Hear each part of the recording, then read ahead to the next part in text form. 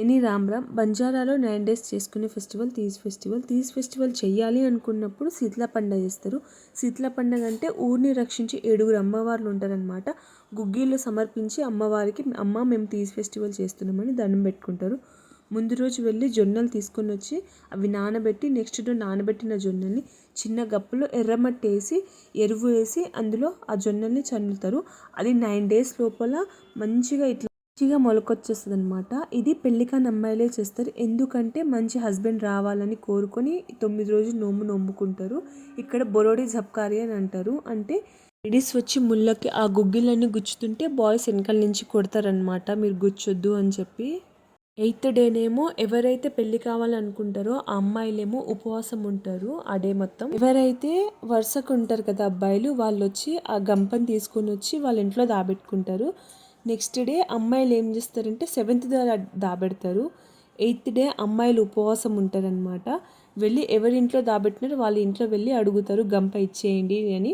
కానీ వాళ్ళు కొంచెం సేపు ఇవ్వకుండా ఆట పట్టిస్తూ ఉంటారు. తర్వాత ఇచ్చేసి కాళ్ళు కడిగి అమ్మాయి కాలు కడిగి వాళ్ళ తల మీద చల్లుకొని దండం పెట్టిచ్చేసి అమ్మాయిని పంపించేస్తారనమాట.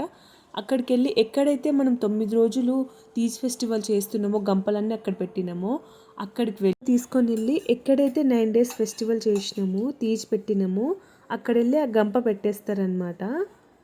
అలా 9 రోజులు అమ్మాయిలు ఏం నాన్ వెజ్ తినకుండా భాజీ అంటాము, పొలంలో దొరుకుతుంది అదొక ఆకుకూర, అది తీసుకొని వచ్చి 9 రోజులు అదే తింటారనమాట. 3 పూటలు అదే తింటారు. ఎలాంటి నాన్ వెజ్ అలాంటిది ఏం తినరు. ఇంకా గంప తీసుకొని వచ్చి అక్కడ పెట్టేస్తారు కదా. ఇక్కడేమో గన్గోడ్ చేసినారు, అంటే పెళ్లి కొడుకు పెళ్లి కూతుర్ని చేసినారు.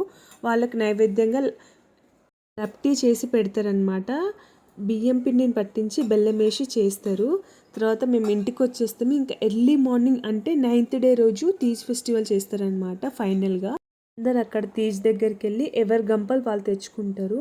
తెచ్చుకొని వచ్చి అందులో నుంచి అది మొలకొచ్చింది కదా కొంచెం మిడిల్లో ఉంచి మొత్తం పీకకుండా ఇంకా ఈవినింగ్ కొంచెం ఇంకా ఉంటుంది అనమాట సెలబ్రేషన్స్.